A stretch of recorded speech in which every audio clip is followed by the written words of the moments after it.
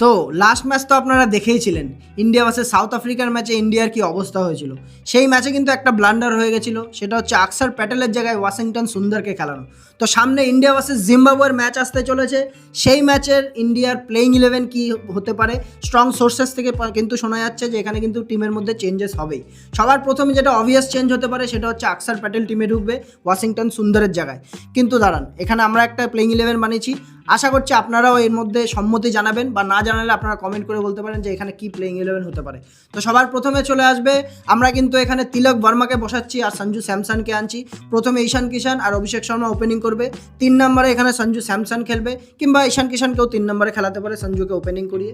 4 নম্বরে আমাদের ক্যাপ্টেন সূর্যকুমার যাদব, 5-এ শিবম দুবে যেহেতু খেলছে এখন শিবম দুবে 5-এ, 6-এ কিন্তু হার্দিক পান্ডিয়া, আর 7-এ হচ্ছে রিঙ্কু সিংকেও খেলাতে পারে, কিংবা আর একটা প্যাচ যেটা আছে সেটা কিন্তু চেন্নাইয়ের মাঠে খেলা, এখানে কিন্তু 2টো স্পিনারও খেলাতে পারে প্রপার, মানে 3টে স্পিনার খেলাতে পারে বরুণ চক্রবর্তীকে নিয়ে। 7 নম্বরে রিঙ্কু সিংও খেলতে পারে, যদি স্পিনারের রিকোয়ারমেন্ট হয় তাহলে এখানে ওয়াশিংটন সুন্দর খেলতে পারে 7 নম্বরে। 8 নম্বরে আকসার প্যাটেল আসবে, 9-এ আসবে হচ্ছে বরুণ চক্রবর্তী, 10-এ জসপ্রীত বুমরা এবং 11-তে আর্শদীপ সিং। এই প্লেইং 11টা আপনাদের কেমন লাগলো আপনারা কমেন্ট করে জানাবেন, এবং আপনাদের যদি সাজেশন থাকে কমেন্টে অবশ্যই জানাবেন, কিন্তু আমরা ওয়েট করে আছি।